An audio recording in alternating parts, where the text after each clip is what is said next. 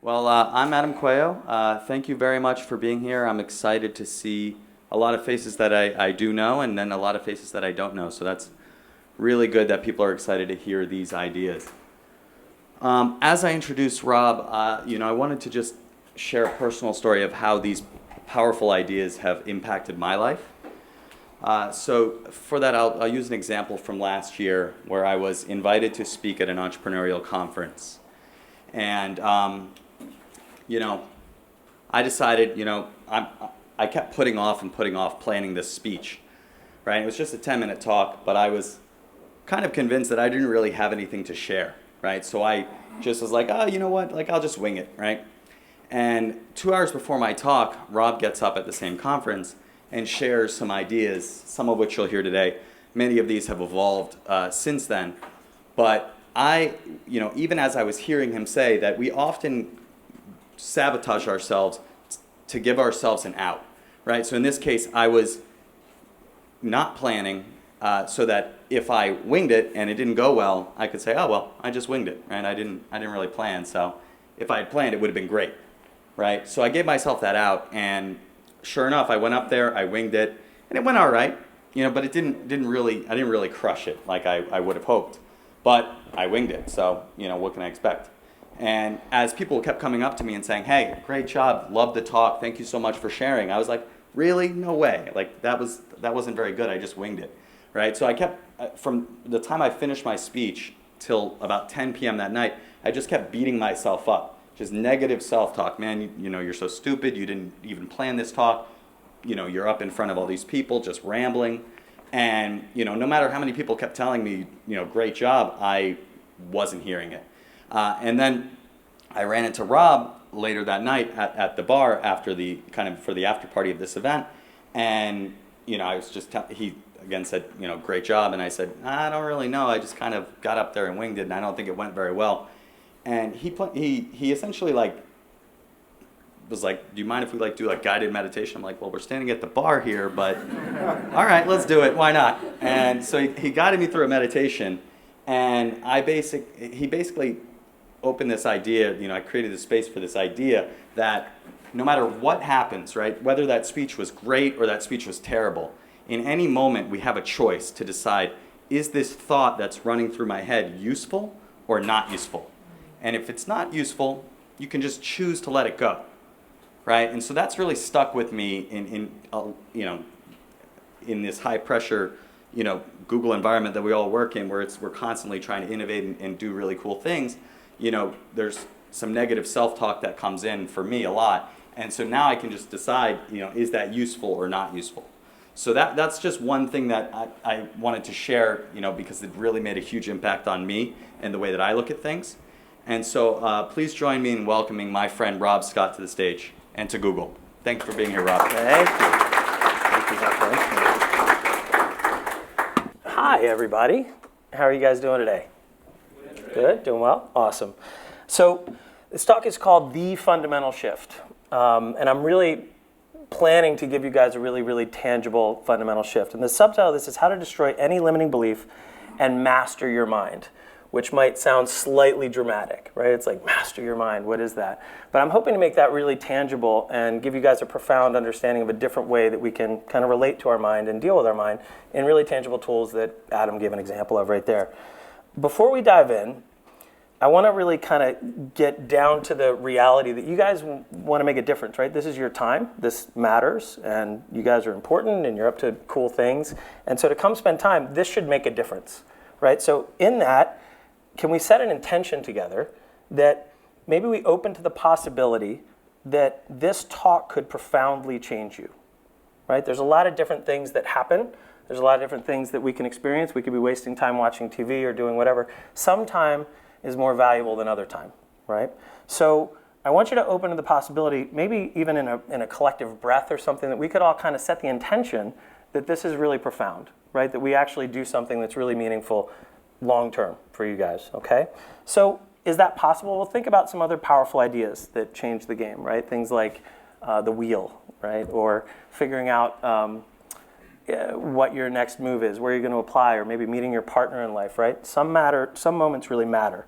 And so what if I could promise you a shift that caused you not only to become incredibly productive, but also deeply fulfilled at the same time? Because we've kind of got two worlds going on, right? We've got the world of being and experience and sort of the art of fulfillment, right? And then we've got the doing, the success part.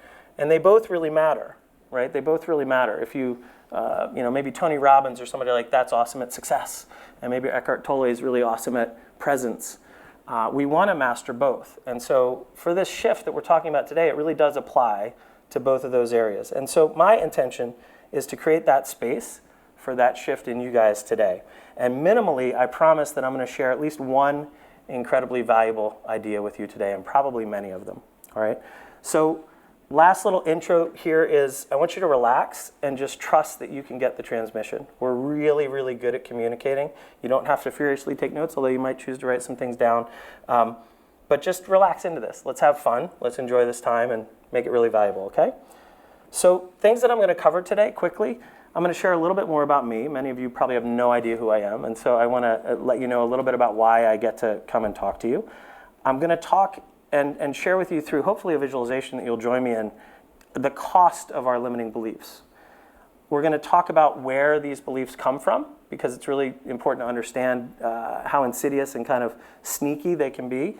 And I'm going to share with you some of the reasons why we can't see them, like where they, how do we get in touch with them when we don't even know they're there, right? Is it possible that you're carrying a limiting belief and you don't even know you have it? It just feels like a truth to you. And then we're going to talk about the single change that shifts everything, okay? Some things that you should take away is really how to master your beliefs. After this talk, I want you guys to have access to mastering your own belief structures. I want you to understand this concept of lenses that I'm going to go into in depth today.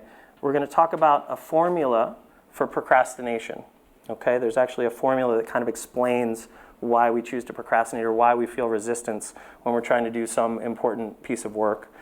And we're going to get into imposter syndrome, right? I don't know if any of you ever feel slightly fraudulent or worried that maybe they'll find out that I'm really not as special as, I like to think I am, or that I hope they think I am, right? So we're going to talk about imposter syndrome. And then other things like core story, meaning making. We're going to get into what truth is actually in this talk, okay? But the most important takeaway is the fundamental shift that changes everything. So why should you listen to me? Why would you spend this time? Well, I'm Rob Scott, and I wish that was enough, but there's probably more to it than that. I went through some really major abuse as a child, and not to be overly graphic or whatever, but there was a period of time from like 3 or 4 to about 8 or 9 where I was actually being raped and just really violently sexually abused, etc. And not only that, but other dysfunctions in the family and addiction in the family and all that stuff. These things left me scarred physically, emotionally, and mentally. I basically didn't feel safe. I didn't have a lot of emotional, maturity for, I kind of got stunted in a lot of ways emotionally and other things. And so I turned to drugs and alcohol, starting to play with them as early as 7 years old. And when I had my first nephew in my life, when I looked at how old he was at 7, and now I have a boy in my life through my girlfriend and my partner, who's 6, it just kind of blows my mind that was what was going on for me at that age. And so later, that grew into me being in and out of institutions and jails and just a ton of chaos. And I ended up homeless. I was not able to deal with life. So I was horribly dysfunctional, pretty much as bad as it gets without dying. I had a lot of people around me that died, commit suicide, gunfights, all kinds of crazy stuff like that. And so I was living as a victim, and I was unable to deal with my own life. And after all that was going on and I began trying to get my life back together, I had my next challenge, and I got really sick with cancer. And so here's a picture of me going through chemotherapy and smoking, and right above that, which is out of frame, is a no smoking sign. So that was the kind of guy that I was, right? I'm rolling my chemo dose outside to smoke, right, back then. So that was what was going on. My mom actually worked close to where I was getting this treatment, and I didn't know she was walking up, but she came up and just took a picture of me, and that's what this is. So I know what it is to be really sick mentally, emotionally, and physically. Like, I'm in touch with that. And from that abuse and sickness and homelessness and addiction and all that stuff, what happened, right? Well, I had a profound shift in awareness. somewhere along the way, I really woke up to the victim that I was doing, and I realized that nobody was punching me anymore, nobody was doing anything, but I was carrying a story with me that was no longer empowering. It was very, very difficult to function because poor me, right? Look at all I've been through. And I really woke up to that, and it was deeply profound, and a new level of consciousness became available to me. I didn't relate to my brain in the same way again. And from then, in just a few short years, I went from being a temp, like my first attempt at getting a job after being homeless was filing papers in the basement of a company. And a few years after that, I became the youngest vice president in that, and I'd moved companies, but it was a different company, and I was running technology and building, and I built and sold a big business for them, a big software company and all that. And so I learned to manage myself and others and start to get really incredible results, but I also felt deep fulfillment and happiness. There was a being and doing was really addressed in this. So in 2005, I started a podcast where I was sharing ideas about conscious evolution and what is it, what's hypnosis and what's NLP and what are all these things about managing our brain and getting better results. And people all over the world started asking me for coaching. So Japan and Australia and Ireland and Canada and a lot in the United States. And so about a decade ago, I started this, I left the corporate world to start this company where I get to help people and help them get better results, help them resolve a lot of inner conflict and and just grow. So I know what it takes to change. I've done it myself, and I've helped thousands of others do it as well. And what it really takes is this fundamental shift that I'm going to be sharing with you today. So are you guys ready to dive in on this? Do you want to know more about this? And does this sound important? Yeah. Yes? Nice. I get like quiet nods. That's awesome. How about a little louder? Do you want to hear about this or no? Yeah. Yes? All right. Awesome. So when people hire me, when people come to work with me, they often want very different things, right? They come in, but there's 3 or so flavors of what people want. First, they want often better stuff to happen in their life. They want better events. They want to get the house. They want to get the girl or the guy. They want to have the new job, right? They want better events to happen in their world. The next one is they want to feel better. Some people come to me and they go, I'm anxious all the time. How can you help me be more confident? Or I'm depressed. I can't figure out happiness, etc., right? So there's this focus on state and how they feel that way. And then the last one is many people come and they're like, I can't stick to my habits, or I can't break this habit. I can't, I want to work out all the time, but I can't, or whatever. So they want different behaviors. And I just want to show a little bit of a model here for you guys of how this works. Events happen out there, and of course we want different ones, right? But as events happen to them, they end up making us feel a certain way, right? And so these events lead to a certain state for us, right? Events happen, we sort of have them, they make us feel a certain way. If we feel a certain way, that affects what, right? So events affect our state affects our behaviors, right? And if I'm confident, I'll take different behaviors than if I'm anxious about something, or if I'm fearful, if I'm depressed, right? That's going to change what I choose to do in the world. And then our behaviors, to whatever degree, affects our events, right? It doesn't have total control over it. None of these do. But this is a loop of how our life goes by. Events happen. It creates a certain feeling in us. That creates a certain behavior. We get new events, and that goes on like that, okay? So let's be clear. We want all of it, right? We actually want better events to happen in our life. We also want better state experiences. And we also want more control over our behavior. And there's one place on that slide that we're going to make a slight addition to later that's going to be the game changer. So this slide, you'll be seeing it again later, and there's one place where we're going to make a big change there, and I'll share what that is later, okay? Before we really get started, I want to find out what limiting beliefs cost us, and I'd like to do that kind of experientially, if that's okay. So if you guys are open to it, would you do a visualization with me? Yeah? Okay, again, really quiet, like yeah. Yes? Yes. Yeah, awesome, good. All right, so get comfortable in your chair and go ahead and just start to get in touch with like what your breath feels like. And I'm going to invite you all to close your eyes. And anybody watching the recording, go ahead and close your eyes and really get into this experience, all right? I want you to notice your breath as it goes in and out of your body. And you may notice that down in your belly, as you breathe in, it's almost as if a balloon is expanding. You can feel that expand and contract. You may notice the slight hum of technology in the room. You can hear that. I'm going to invite you to notice another part of your breath. You can maybe notice what the rim of your nostrils feels like as you breathe in and out. cool, dry air going in, maybe a little bit warm, a little bit more moist air leaving. And I'm going to invite you to scan your body for anywhere that feels pleasurable, any sensations that feel comfortable. I'm noticing what my feet feel like on the ground. You may notice your seat in the chair.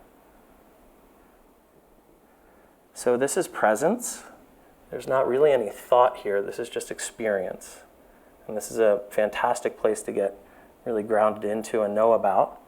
But now we're going to actually start to use our imagination. So keep your eyes closed, but I want you to imagine a person, maybe down and away and kind of off to the left so you could like see over their life. And this person is a lot like you, but they're not you. But they have goals like you have. They want to be successful. They want to be loved. They want to have friendships. See this person going through life trying to achieve all the things that they're trying to achieve, have the connections that they're trying to have, and yet they walk through life thinking these kinds of thoughts about themselves. They say, I have no energy. I hate my body. I'm fat and I'm ugly. I'm too lazy. People don't really like me. I'm not lovable. I'm not approachable. I'm kind of nerdy. Nobody really gets me. See them trying to shake hands, meet people, forward their initiatives, what they want to do, and yet they say things in their head, I already have enough, I shouldn't want any more. I'm not really very smart. I'm certainly not as smart as people think I am. What if they find out that I'm not what I say I am? I'll never be rich. I'll never have enough time. I'm always late. I'm going to mess this up. Nothing I do matters. I'm just not enough. I'm just not enough. Get really in touch with this person. Up late at night, worried about their life, worried about different things, trying to go to sleep, and those thoughts creep in again. My family doesn't really love me. I'm never really happy. I kind of don't know what that is. The world is scary and dangerous. I'm kind of a loser. This isn't really going to work out for me. Now I want you to keep your eyes closed, but you can answer out loud if it makes sense to you. How's that person going to do with their goals in life? Are they going to do really well, or are they going to do not so well? Go ahead and answer out loud. They're going to do not so well, or they're not going to do very well, right? It's almost like they're carrying a huge albatross, right? Like they're just weighed down, they've got a weight on their ankle carrying them down. So I want you to now imagine another person. Maybe they're down and away off to the right, and you can see them. And this person has no advantages over the first person. They don't have more connections. They don't have any more money. They don't have any more intelligence. In fact, they're not even as smart. They don't have as many friends. Their style isn't even as good. They don't dress as well. And they have similar goals. They want to be successful. They want to be loved. They want all these things. And the difference between this person and the first person is that their brain is saying things like this: I love what I do. I'm really, really good at my job.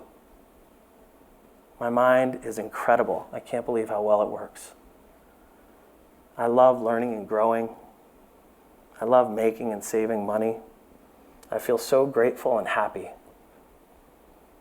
I love my body, how it takes care of me. See this person meeting people, deciding to work, deciding to show up, deciding to apply themselves to different things. See them bebopping along going, I feel like I'm in my purpose. I love focusing on what matters most. I get great results. I make a difference. I love how much energy I have. I am enough. I am amazing. I love meeting people. I feel so grateful, happy. I'm enough. I get great results. How's this person going to do? Go ahead and answer out loud. Are they going to do okay, or are they going to be struggling? They're going to be doing really, really well. And I want you to notice while you're thinking about this person that they're not going to be successful in the future. This is an expression of success now, with all the disadvantages, without everything. Hold in your mind for a second the difference between those two people. I want you to just breathe into that difference. And when you feel comfortable, you can open up your eyes and join us back here. So are we clear on the cost of what our thought is, right? Do you guys feel the difference in that? Can you feel that the invitation of even a single negative thought can make us not do something, right? It can cost us quite a bit, yeah? So, and these beliefs don't have to be 100% true, right? We're not talking about somebody who's that, kind of stuck in it, right? Imagine just going to a party with the simple difference of in one moment feeling really like connected, like I can't wait to be in this party. Oh my God, all these people are like my close friends. This is going to be so much fun. Versus having a different thought of I feel separate. I don't feel connected. This isn't my tribe. I don't like them. Or this party's going to suck, or whatever, right? One person is going to actually see a different party. Same party. One person who's connected and looking for it's going to be super thrilled. How you doing? Oh my God, what's going on? Hey, good to see you, right? Somebody else is going to be kind of inviting this negative thing. Can you guys feel the difference between that? That just that, in any moment, our thoughts have that kind of control over what's going to happen for us. So let's go over a couple ways that we can pick up these limiting beliefs in our life, okay? I want to introduce an idea called your core story.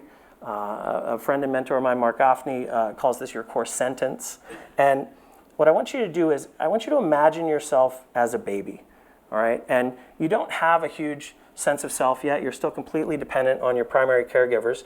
And you're there, and every time you cry, you're met with a bottle, or you're wiped clean, or you're sort of doted on and dealt with, until there was a first time where maybe your mom was busy doing dishes or didn't hear you or whatever, right? There's a first time that your primary caregiver didn't come.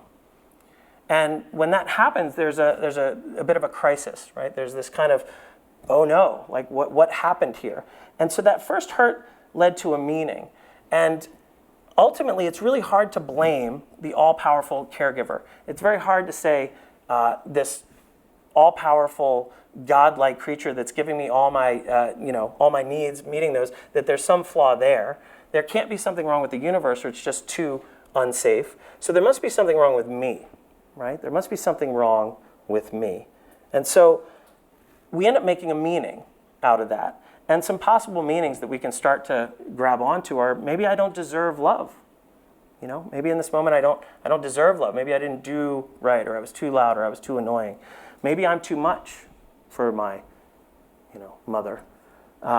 Maybe nobody loves me. Maybe love isn't real or permanent. Maybe the world's just dangerous. And my personal favorite is I'm not enough. Right? Maybe I'm just not enough. Maybe I am not enough. So when that becomes true for us as a small child, what ends up happening is we grow up continually looking for examples of that truth. That truth made sense out of something in the moment. So it becomes like what we think is real. And so we end up seeing not enough kind of everywhere, right? If I'm not enough, well, I don't have enough time. I don't have enough money. There's all these examples of where that shows up, this not enough. I'm not popular enough. I'm not funny enough. I'm not pretty enough. My car's not enough, et cetera, et cetera, et cetera. Right? It becomes this prism that we look through kind of at the whole world. And it's because this truth made us feel safe in the moment. It's how the world made sense to us at one point. Okay? So we actually live into that belief. And if you think about that in any way, maybe some of you can identify with this sense of I'm not enough, right? I'm not smart enough. I'm not standing out enough. I'm not really where I'm supposed to be yet. Okay? So this belief is potentially I'm not enough. But it could be any of those other ones as well, all right? Can you see how kind of subtle and non-obvious this is, right? It's from the very beginning of our narrative, potentially, of growing up. And it just becomes kind of true. It's like we have this facade of like, oh, I'm totally enough. Yeah, sure, I got it. We're cool, right? But down deep, I'm like worried about it because maybe I'm not enough, all right? So I want to quickly look at another example, and this is really the formula for procrastination, and if you're not taking notes, that's great. I'm not inviting you to, but this might be something cool to just make a note of in your head, right? The formula is this: self-worth equals ability, which equals performance, okay? And for this, I want you to imagine that you are potentially a hunter 10,000 years ago, okay? And you eat a lot as a hunter, but you're not performing. You're not actually bringing back food to the tribe, okay? So you're doing your best, but it's just not working out. All of a sudden, your lack of performance might be fatal, right? They might say, hey, stop eating. You're eating too much.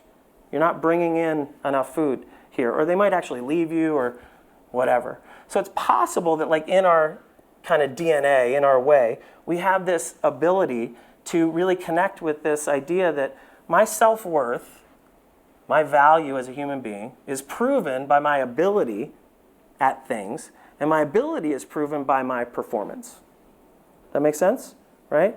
Like, I may not really be worthy as a human being to be taking up the resources or doing whatever if I don't perform exceptionally well. If I can't perform, fantastic. Well, what procrastination is not like a problem in your mind. It actually gives us an excuse, right? It actually kind of breaks this formula because the cost of performing becomes very, very high. And if I can avoid performance when these kinds of things are true for me, right? If I can avoid performance, I can keep the story of a really high self-worth. I can keep a story of I matter. Man, me and my potential is amazing, right? So what do? We stay disorganized, or we leave certain things unattended to, or we just don't show up, or in Adam's case, we don't prepare the talk, right? So that unconsciously or subconsciously, we can show up with the excuse of, you know what, if I'd really studied, I would have done fantastic. I would have done amazing. But because I didn't study, I got a 78 on that. So that's okay, right? Because there's a version of me that could have shown up and been amazing. But if I really do try as hard as I can, or I really do show up, and then I fail, then I'm really not worthy, right? And this comes up in subtle ways across all kinds of things when we have parents that are like, did you get an A? Oh, you got a B. Did you get an A? Awesome. Oh, did you get the best score? Ooh, somebody else in your class is ahead of you? All right, well, try harder next time, right? So we have this, our worth is equated to our performance, okay? And it puts a huge amount of pressure on performing, okay? So what procrastination does is it allows us to have a fully worthy version of ourselves in our psyche, all right? And this unchecked can lead to imposter syndrome. It can lead to a whole lot of fakery in certain situations about who you really are. And we end up hiding in all kinds of ways. And one of my stories about this is Fonzie Cool. I had this idea growing up that Fonzie was super duper cool. And I don't know if you guys remember, but he used to bang the jukebox and it would turn on and he would hit the lights like that. And when he danced, he just did this and girls kind of circled around like magically, right? And I grew up as a TV baby, like watching Fonzie and going like, he's got it amazing. Like, look at this guy, he's the jam. And so me feeling so much shame, so much embarrassment about who I really was, I developed, and not consciously, I'm a kid doing this, right? This was kind of like the game I played. I developed this bravado of, I'm Fonzie Cool, right? Nothing gets to me. We'll do whatever you want to do. Let's do it. I don't rattle. I'm good to go. I can do anything, right? And in a lot of ways, that got me into really dangerous situations because I would go do crazy stuff to be Fonzie Cool. But also, it really held me back from doing things like this. I used to be absolutely phobic, not just afraid, not just anxious, but completely phobic about giving a public talk. Now, why is that? Because I had an unconscious imposter syndrome going on where if you'd asked me, I would have earnestly told you, I am this cool, I am Fonzie, like that's going on. But in reality, I was not that at all. And what would happen when I would come up to give a speech was my hand might shake or my voice might shake. And the mere possibility that people could look through that to see that I might really, like it might really be true that I'm worthless and not this kind of magical cool guy, right? I couldn't resolve it. And so for years, like I didn't go to college because of this stuff. I'm like, do they have to give talks? Oh, they do, I can't do that, and I'm out.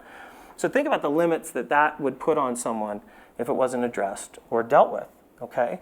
So another possible belief, and these are just two, right? One is I'm not enough. This one is my value is directly linked to my performance. But I have news for you. That formula is bullshit because our self-worth should be inherent, right? And to a child that is loved differently or made to feel more safe, what ends up happening for them is that if they need to go give a talk, it's just something they do, even if they're nervous. It's like, sure, I was nervous because there's no kind of attack on their identity about that, right? I used to do things like, an example I always use is like bowling. I would be invited to go bowling, and I would be like, sure, it'll be my first time. but I would go practice privately so that I would be like amazing, right? Or amazing for first time, whatever I could do in the 3 days, and then show up and pretend, total imposter, be completely inauthentic about that I'd been playing for 3 days, hoping that the people at the bowling alley wouldn't be like, good to see you again, right? And then I'd go just so that I could have that effect of like, isn't he amazing? Like, look at how kind of exceptional this guy is. I really needed to be exceptional because who I wasn't okay with me. Now, somebody who's much more well-adjusted than that shows up, and if they bowl a 27, it's just like I bowled a 27 because they're actually okay, right? They don't hold this belief necessarily that my performance defines my worth as who I am, okay? So you guys get that? And this is underneath the scenes.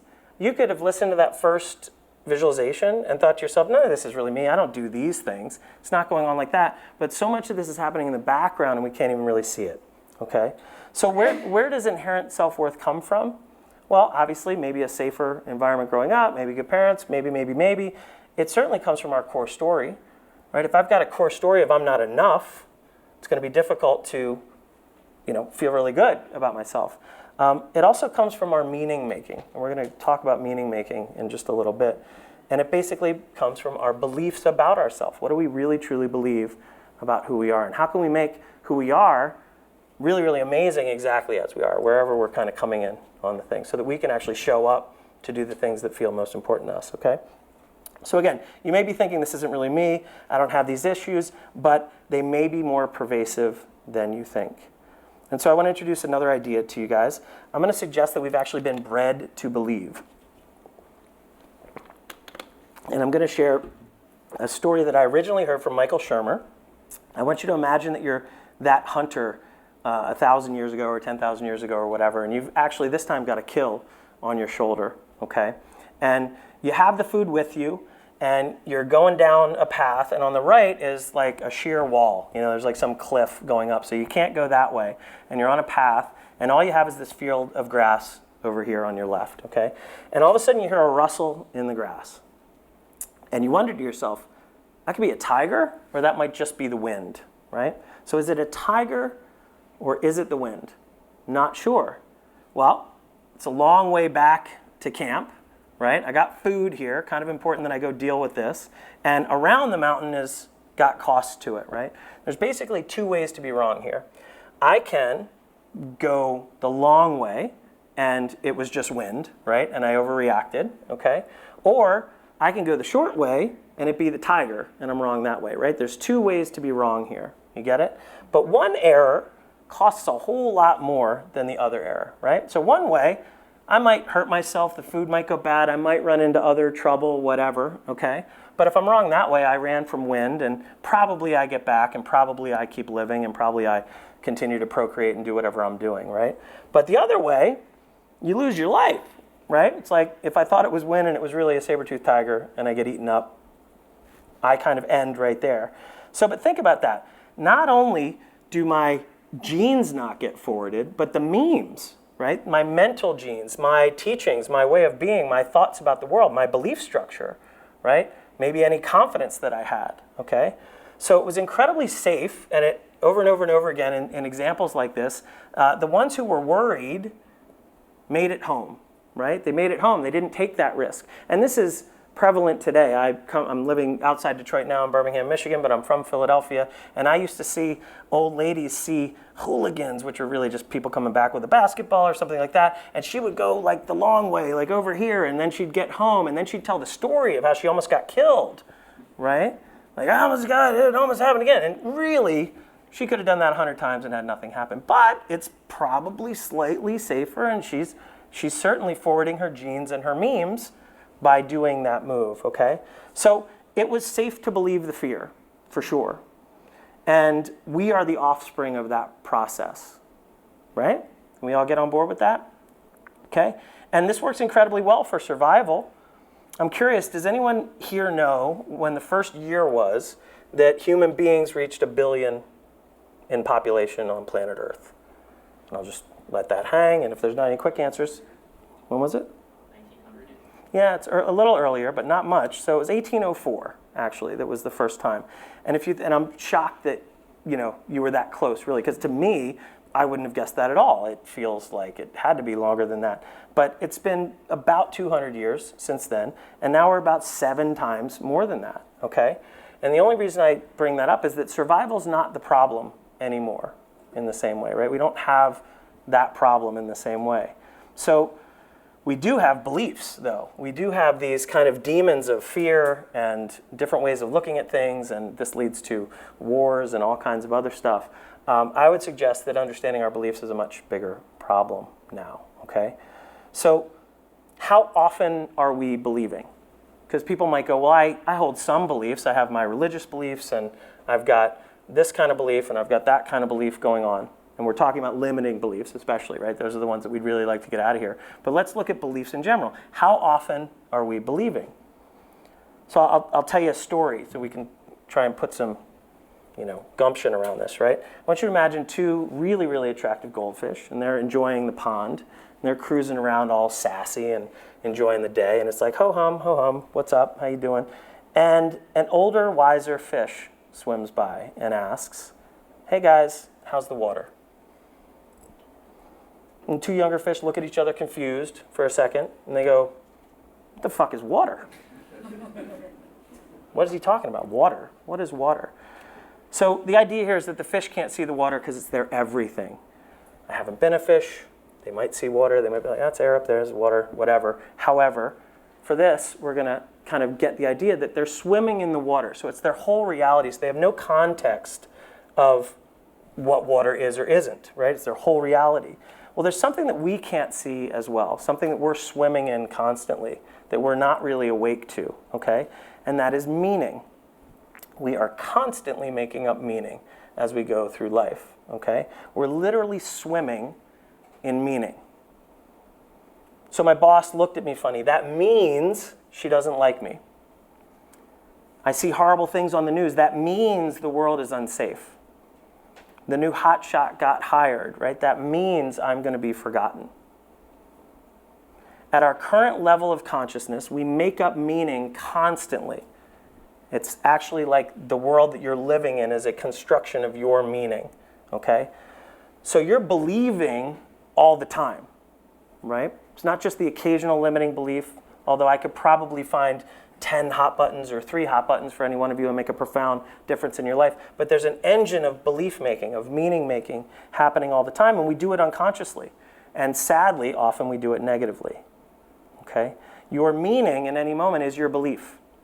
Now, why is that? Why am I so sure that I could say that? Because the meaning of belief is this.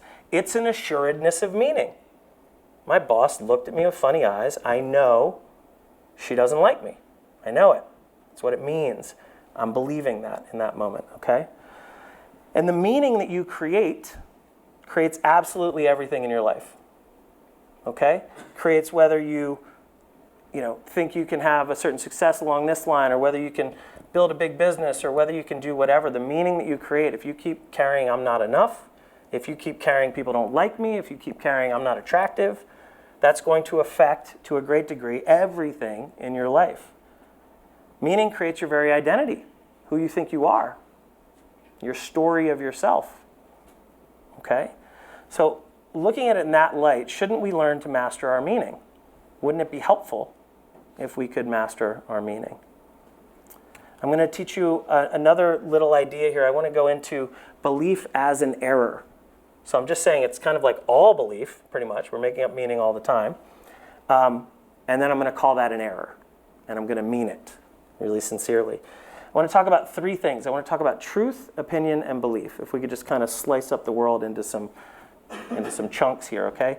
Truth, I'm going to hope that you can agree with me that truth is weird. We think we kind of have access to truth, but this has really become a philosophical debate on what is true. And there's always this kind of parachute out of the conversation if philosophers got together about this. Well, all of this could just be a dream. We could wake up in some other reality. And that might be true. That's great. But if we really start to chunk it down, there's certainly the difference between subjective truth and objective truth, right? There's a useful truth that we could agree on at like what time it is and what happened. But as soon as something happens and it goes back in the past, it sort of gets like further from us. And then we need to depend on stories about it. And if we think about how history is written, usually the winner's writing it. And so like what really happened is not, we don't always have like great access to that. And subjectively, I would say that it's very true to kind of be in touch in the moment with how you feel. But again, as soon as you report on that, then it becomes a history, and the truth of it kind of goes away, and it needs to turn into a story of some sort. And then there's the amount of truth. If we say, like, this is happening, like, my truth is all you guys now, your truth is me, not the same thing, but we would all say it happened and it was true. So let's just agree that there are absolutely useful truths, and there are some maybe absolute truths, but truth is weird, and it's a lot harder to kind of get our finger on than maybe we thought about before this. And if that's not clear, I can go deeper into that, but trust me, truth is weird. It's very hard because we're perceiving, and our perception kind of affects truth. And so there's a weird dance there that we're not totally in control of, all right? Then there's opinion. Opinion is pretty awesome. Opinion is pretty healthy. Imagine I'm one of the first people and I'm walking around and there's a tree and I bump into the tree and it really, really hurts. Totally healthy for me to have the opinion that bumping into the tree was bad. And I can say, that's my thing. And these lead to cultures. These lead to opinions are our own special preference. It's some of the stuff that I want to know about you if I get to know you. Or what are your opinions? How do you see the world? What's happening? So opinions seem very, very safe. But when we start to take opinions too far, when that guy who bumped the tree goes back to his village and starts going, bumping trees is bad, and so we're not going to ever bump trees, and that goes even further to the point that anybody who bumps trees is a lunatic, and we need to kill them. Right, on some level. Until that guy's walking and he finds the other place that bumped into trees and found the value out of like training by kicking trees, and they're all strong, and now we have a war. It's like, bumping trees is bad, kicking trees is amazing, what are you talking about? And now we're literally like firing, right? Now what happened there? It's no longer an opinion, it's no longer something I'm holding that's a preference of mine or something that I think is smart, but I'm open to another discussion. It's solidified into a belief, an assuredness of meaning. Kicking trees is lunacy. What are you doing? Please cut it out immediately. Nobody should do that, okay? And so what happens is that opinions start to move toward feeling like truth, right? They start to cruise over, and all of a sudden they get kind of overtaken, mixed with all that, and then all of a sudden the opinion part goes away, and all we have is a big, healthy belief that feels like truth, okay? And don't mistake it, our beliefs feel like truth to us. A lot of times we talk about religious beliefs and things like that, and it's something we're consciously choosing and we know it's a belief, but most of the meaning making that we're doing is an assuredness of meaning. And it's important that we do that, or we'd be walking around kind of doubting everything and it'd be very difficult. Like, we've got to kind of ground in this, okay? So just be clear, our beliefs feel true to us. I've had clients come to me and they say, no, Rob, I am a loser. Like, you don't understand. I lost this, I lost that, I lost all my money, I lost the girl, I lost that, And I'm like, great, I don't care at all about any of that. Because even if you have evidence of it, it's not useful. It's not useful. And if you plan to change, we better put down you holding on to this idea of that truth, because it's not really true. Not if you're capable of change. It's not an absolute permanent thing. It's just been your experience, but because you're making it your story, it's becoming more true for you, right? So our beliefs feel true to us. So remember, they're an assuredness of meaning, and that the error here is that we're treating an opinion like a truth. We've lost access to knowing which is an opinion and which is a truth. This is actually dangerous and delusional. Every war that's ever been fought, every punch that's ever been thrown has been over a belief. It's been an attachment of meaning that my way is the right way, and then I have to go hurt you about it, okay? So in the same breath that I say that, beliefs themselves aren't the problem. It's because we make meaning and we have beliefs kind of all the time, right? The problem is being unaware of our beliefs. The problem is that we can't see that we're carrying them, so they've kind of stopped into truth, right? So it may be more true for me to say opinions, even strong opinions, aren't the problem. But as soon as we start making that error of belief, we have an issue, okay? So mastery of our beliefs, of our meaning making, is actually the solution. Okay, if we can master this meaning making, become aware of it in a different way, we have a total different access to things. So how do we fix this? We fix this by understanding an idea about lenses, just simple lenses. And I see a bunch of people wearing glasses. Some of you might have contact lenses. If you haven't had experience with those, you've certainly looked through a microscope or a telescope, right? And I want to ask you, what is the main function of a lens? Distort reality. Right. It's to alter what we see. And it might make it more clear, it might make it closer up, it might make it blurry, but the literal function of a lens is to alter what we see. It's what it's built for, okay? But there's another function of a lens that we often don't think about, okay? And it's not just in our awareness at all. It's that lenses are built to be invisible. Lenses themselves don't function as well if I have raindrops on my glasses or scratches on them, or if I even just take them off and consider them, they don't work as well. They're built to be looked through so that I can get into the altering of whatever I'm supposed to see through them, okay? So lenses, they alter and they're built to be invisible themselves. Well, our thoughts and our beliefs are lenses, right? I want you to just grab that for a second. Our thoughts and our beliefs are simply lenses, and like any good lenses, they're built to be invisible. And these lenses alter the meaning of the world to us. So whatever lenses we're carrying, if you had the parental, you're horrible, you're horrible, you're horrible, you may get the I'm horrible lens, and your life will be dealing with the I'm horrible lens. If you subtly had friends that were different and cool than you in some way, and they had hurtful things, or somebody called you fat once when you were younger, you start to get that lens, right? And so we start to see the whole world through that lens. Right? Just like our core story, we can stack tons of these on top of each other and make up what? Make up our identity. So think about this. Think about like a diehard Republican over here who's like, those people are crazy. What are they thinking? And then you have the diehard Democrat over here they're sure that they're right. They literally can't understand how the other one can see it differently. Well, what's different? They're looking through different lenses. They're just simply looking through different lenses. Okay? So pro-choice versus pro-life. Different lenses. Omnivore versus vegan. Different lenses. Christianity versus Islam versus Judaism. Different lenses. Where'd we get them? Right? Our parents, our culture, what our friends think, right? This makes up our lenses. Okay? And as we stack up these different lenses in our life, they make up our whole meaning, our whole everything, in fact, our whole self-concept about who we are and what's possible for us. What we can do, what we can and can't do, etc. And so as we stack all these lenses, all these different ways of seeing ourselves and seeing others, those purple people are bad and yellow people are good and mauve people are whatever, okay? How clearly are we seeing, right? When we're kind of stacking up all these different views on life. It's getting very, very, we're not really looking at truth. We're looking through these lenses. So the fundamental shift that I promised you guys, this is what I want to offer you guys as a shortcut to getting to the next level in your own life in some way, okay? Instead of blindly looking through our lenses, instead of just, going through all those lenses and being unaware of it, because we're not even aware that we're doing it most of the time, okay? We need to actually, and here's the fundamental shift, we need to shift from looking through our lenses to move the frame of our awareness back to see our lenses, to actually consider, how am I seeing? Okay?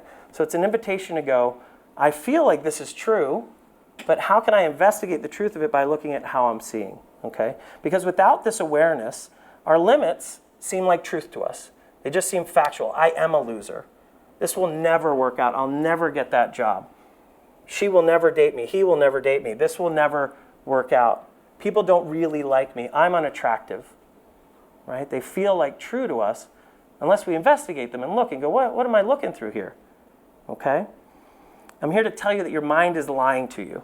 It's making up meaning constantly, and it's making up meaning that at one time probably kept you safe and was useful in that moment, but then you built a story around it and you carried it further, and it's created the limits of your life. And your limits might be really high. You guys might be incredible, huge houses, all that, but why not even more? Why not even bigger? Why is that the level of comfort? Why is wherever you are in the company kind of where you landed, right? Because of your self-identity, it's because of your lenses, okay? So if you remember this slide, I told you that there was going to be one place that was going to change the game, right? Right here is where we make a fundamental shift.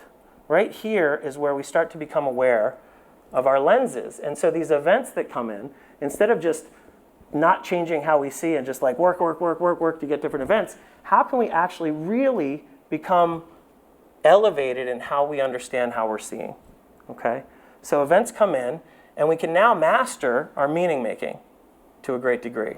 And as we do that, we can affect the states that we experience. As we affect the states that we experience, that influences our behavior. As our behavior changes, our events change. And then we can do this. And this is a virtuous cycle that starts to exponentially grow as we do this, okay? It's not just one change. It can become a way to change iteratively, right, over time, okay? So ultimately, we want to master our meaning. We want to become aware that we're playing this game of meaning creation and start to be able to edit our thoughts. Start to check in, is that thought helpful to me, or is it holding me back in some way? Instead of just believing the thought, we can actually begin to edit our thoughts. So to do this, we need to actually begin to challenge our interpretations, our truths. We need to actually challenge the things that come up for us. Because if we don't, we're believing a very biased, fear-based machine that's doing great at survival. You can keep your small house and keep your limits and not talk to them and do all this stuff, right? And you'll survive. You'll even procreate maybe and do whatever you do that way. But you may not thrive in the same way, okay? So sadly, that's what most of us are stuck in. Most of us are blind to this. We're stuck in our own limits. We don't know how to get out of that. So the power of this begins to fix the world because it removes this delusion that leaders of state and leaders of companies and all that stuff suffer. So we actually evolve our consciousness, okay? This is actually an evolution in our consciousness. So I realize we're coming up on time. I'm going to speed up a little bit here. Are you guys interested in a simple 3-step system to like tangibly do this? Does this make sense to you? Yeah? Okay, awesome. So really, really fast, LCR, look, challenge, and replace. Step 1 is to look, okay? If you were to actually sit down and do this with me, we would actually sit down and go, put down that it's 100% true, but just write down any kind of negative thoughts that you have. Like, give me a list of them. Like, well, I'm not really this. And it takes honesty, and it takes really looking at stuff that we would normally bounce off of and not want to deal with. But you find your limits, okay? And again, we can do this in a big process, or you can do it as you see them, right? If you learn how to do this, you can just do it. You see one, and you can switch it. If I go to the party and I feel separate, I can go, wait, how about I just connect with how connected I am to all these people? Even if it's just because you're human. Or maybe it's because we're all at Google. Or maybe it's because whatever. Just that change in thought in that moment changes the game, okay? Awareness itself is curative. If we become aware of it, it can't affect us negatively without us seeing it, okay? So step 1 by itself can be largely curative.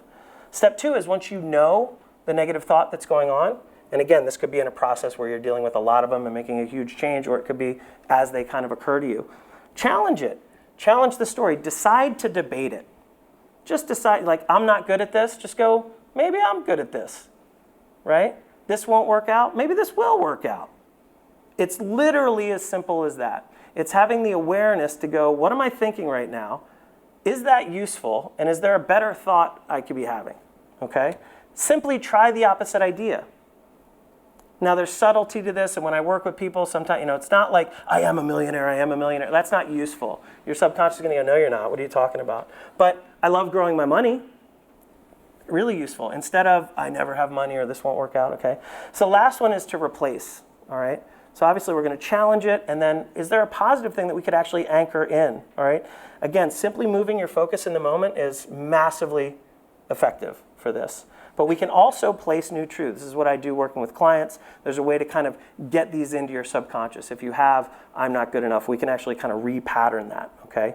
We can repattern your subconscious with fundamentally more useful, helpful ideas about yourself and about the world. So it's as simple as LCR. Look, take the time to look at what you're doing, okay? Challenge it. That's not true. Wait a second. Let me look at that. That's not useful, okay? And then replace it. Put something in that's good. And I can kind of cruise through here because I know we're sort of at time, but there are other paths as well that can do this, okay? Any awareness practice will be beneficial here. Why? Because we're starting to play with thoughts. We're starting to watch, am I attached to the thought and caught?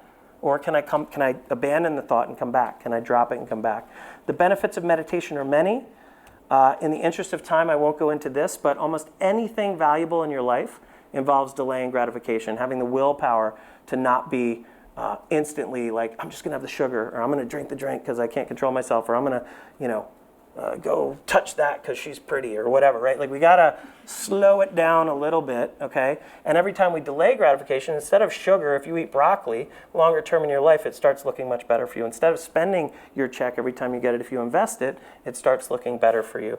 And so there's this quality of delayed gratification that if you start an awareness practice and work with your mind, what ends up happening for you is you actually strengthen the part, because every time you put down a thought and come back, that's literally, because the instant gratification is following the thought, right? The instant gratification is going with it. And if you drop it and come back to presence or your breath, okay, you're doing a rep, you're doing a muscle, literally, they've shown, strengthening the mind so that everywhere else in your life it becomes easier to delay gratification and stay wise, stay on the path of what you really do want to do and what you don't want to do instead of being impulsive, okay? So this hugely and quickly helps with habit building.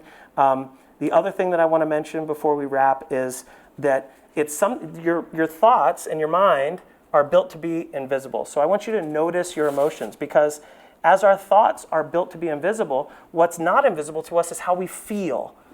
Remember, the meaning that we're making leads to a state experience for us. So if you are depressed, edit your meaning making, right? Emotions come from the meaning making that we do. So your emotions will always be telling you when it's a good time to challenge your thinking. And so basically, when you feel crappy, check your thinking, right? Go back to that and edit how you're looking at the world. So let's wrap this up. What we've covered, you learned a little bit more about me. You learned the cost of limiting beliefs. We looked at core story. We looked at the formula self-worth equals ability, which equals performance. We went deep into truth, opinion, and belief. And hopefully you now understand meaning making and your lenses, and you understand this awareness shift, right? This just becoming aware of how we're making meaning, bringing the focus back to the lenses, right? What we're doing, so that you can master all your limiting beliefs. You can put them down and make other choices. So what would change in your life if you just change one persistent negative belief? Probably quite a bit. What would change in your life if you started being able to optimize your thinking consistently and on the fly? One little change after one little change after one little change. It's a whole new life. It's a whole new way of being. So this is a simple shift in the evolution of consciousness. If we're blind and just looking through our lenses without even knowing it, that's a certain level of consciousness. And then if we develop the awareness to do this, it's literally a shift in consciousness. So raise your hand if you learned anything useful today. Beautiful. Beautiful. Yay. So thank you so very much for this time. It's really great to be with you. I appreciate it. Please stay in touch. Home base is robscott.com. You can check me out on Twitter at rob_Scott. And there's more on this topic specifically coming soon at identityshifting.com. So, and I don't know, thanks for staying. I think we're a couple minutes over. But if anybody has any questions, I'm happy to stay for a little bit. How likely are the people that you work with, how often are they aware of what their self-limiting beliefs are versus you sort of helping them figure them out? Not very. They might know some and they might have inklings of it, but it's often not exactly what they thought it was. So they're not always in our consciousness because we're looking through them instead of at them, right? And so I have a process to help pull that out for people so that they can kind of investigate these different dimensions of their thinking and their life. And they often have like a huge epiphany of like, wow, I didn't see that at all, but that's been an absolutely consistent theme throughout my life. And then when we change that, there's a huge change in their life. Yeah. That actually speaks to a little bit of like shadow work. Shadow is when we kind of stuff things psychologically down that are not okay for our self-concept. And what ends up happening is we project those out onto other people. So we end up feeling like if it's not okay for me to be angry because maybe I was born and I was supposed to like turn the other cheek or whatever, and now I'm in a situation as an adult and there's anger here, but it's not okay for me to be angry, then someone else must be angry. So I actually start projecting my anger onto other people. And what ends up happening is that will actually make someone mad. So before you know it, they really will be angry, and I will have proven my little dance. And so we go through life like that. What can actually happen is you can go to therapy for 10 years working on, let's say, anxiety.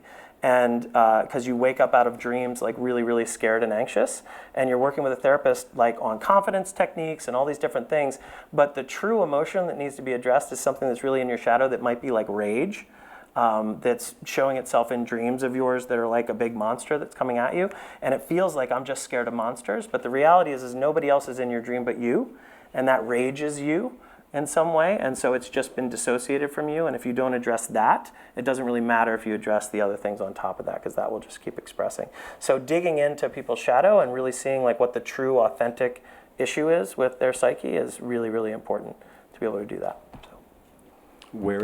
Can you hear me? Mm-hmm.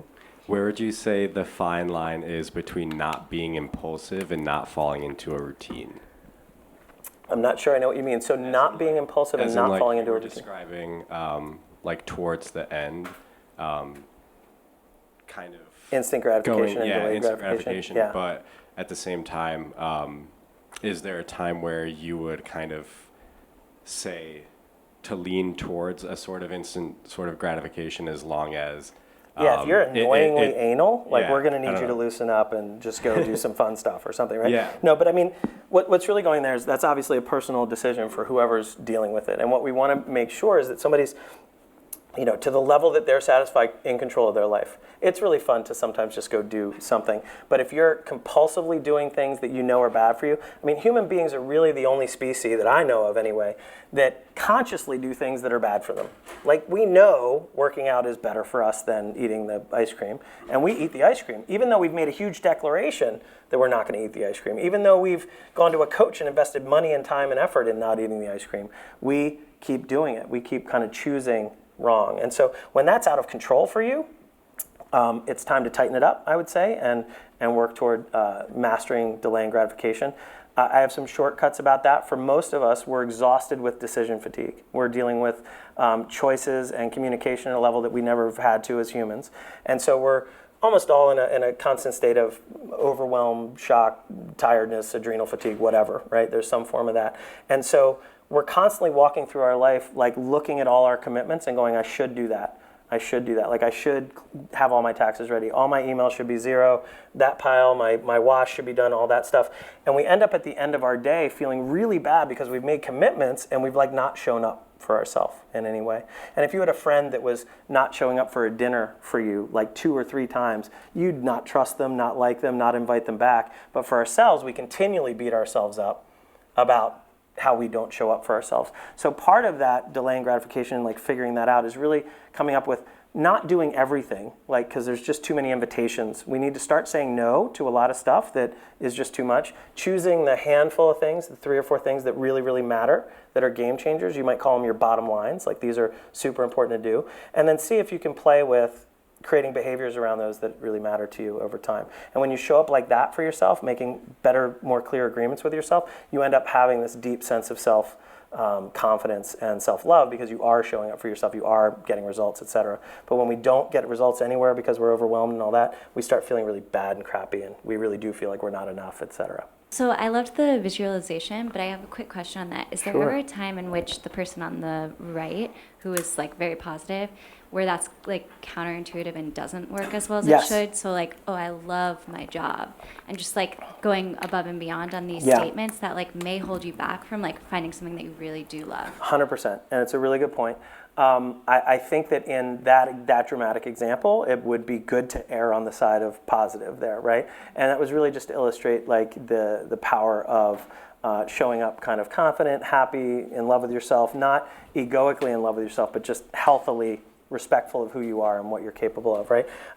Where that really is an issue is when you're getting delusional, right? When you start to say things like, I am a millionaire, a lot of things like that The Secret or the Law of Attraction might kind of invite us into. We're not trying to be, it's got to be authentic and it's got to be real. And so when I help people actually craft those to do the work that I do, which we didn't go in too deeply to, but there's a way to like repattern that for somebody's subconscious, it really is important in how you pick those. So in the amount of time we had, it's important to just be positive, better. There's a lot of gain to that. But then there is a way to author those correctly so that it's really, really valuable for people. And so good notice there. Yeah. What are the, in your opinion, using the word opinion, what are the global implications of the current level of collective consciousness? Obviously, I'm currently a life coach as well. Awesome. You do what you do. Yeah. What do you think are, the macro level kind of implications and effects, symptoms, so to speak, that you've noticed as a result of this? Yeah, I think it's the number one thing. I think if we don't master our own delusion, and we can, right? Like, it's not just a hope or a wish. It's like the profound difference in my life and the profound difference that I've been able to create in clients and, or facilitate, I should say, right? Profound change, like very, very different level of consciousness in these people. Without that, we're kind of playing whack-a-mole outside, right? It's like, let's get this problem, but we're like creating more problems and we don't kind of see it. The story that I often tell is I was really interested in hearing what Bill Gates decided to point his philanthropy at, right? Just tons of access, tons of money, tons of ability, access to the best people, et cetera. And he came up at one point anyway with, it was malaria and mosquitoes. It was like, this is the problem we're going to solve. And there's something that's very awesome about that, right? It's solvable. It's a real thing. He's going to attack it in a way that other people haven't. And I think he's probably made great strides in that. But when I hear that, I go, like, that's the thing that we're working on? Like, that's the thing? Because why isn't it sex trafficking or peak oil or sustainability or, the 8 million other things that are going on? It's because it's not out there, right? It's not out here. Those problems will present. Problems aren't really problems. Problems are opportunities. Like, when you start to master kind of how you think, the whole perception of the world really, really deeply changes because we're not separate from this world perceiving this static thing. We're creating it in our experience of it, right? So as we move to having more like healthy, really grounded self-love, as we move to having solutions-based thinking as a way of being simply because it's more useful, not because we're delusional or we want to be weirdos or hippies or whatever, right? But it's just like this is a more useful way to think about the world and think about our problems. We can elevate all of those problems. They start to go away. And when you see more conscious leaders, right, whether that's political leaders, but I think there's probably more examples of corporate leaders, you get really different kinds of leadership. You get contribution back, you get this natural way towards sustainability, and these problems will start to solve themselves. So I thank you. It's almost like you seeded that question. Like this is, I think, the most important thing in the whole world, because we are literally walking around delusional, and we're blowing people up for belief systems, our nations, our ideas only, and we hold to them so strongly. We actually grow 18 and 19 and 20-year-olds to go murder other people and be killed themselves over economies that are made up and fake, right? Like, so we're stuck in ideas that we're treating as true, and they're not true at all. And we really need to evolve how we think. We need to really evolve how we approach these issues.